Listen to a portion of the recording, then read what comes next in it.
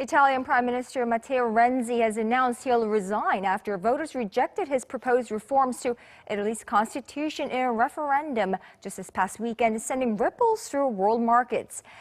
Now, meanwhile, in a blow to the populist ties sweeping across Europe, a left-leaning candidate has won the Austrian presidency, defeating the man who might have become Europe's first far-right leader in the modern era.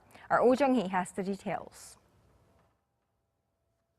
Italian Prime Minister Matteo Renzi announced his resignation on Monday after the lopsided defeat of a national referendum on his proposals for constitutional reform.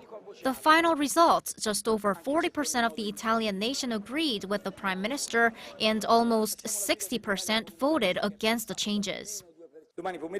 On Tuesday afternoon, I will call a cabinet meeting and I will thank my colleagues for an extraordinary adventure. It has been a united, strong and compact team. I will then go to the presidential palace where I will tender my resignation to the president.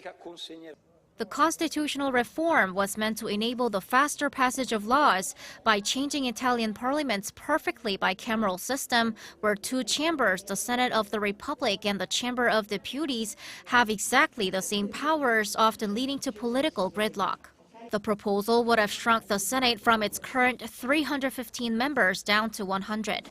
The Senate would have kept its veto on constitutional matters, but the deputies would have the final say.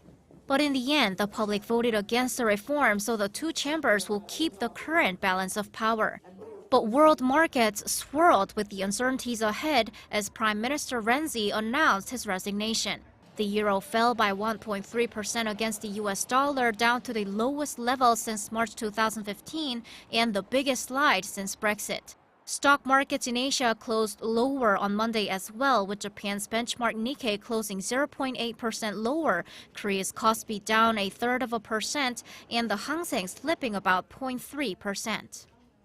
There is a lot of uncertainty in international markets, like the referendum in Italy, and we don't know whether the EU is going to break up or not, and then in the US, very clearly, interest rates will be hiked next week. So there's just too much uncertainty, and everybody is holding back. And just right now, cash is king.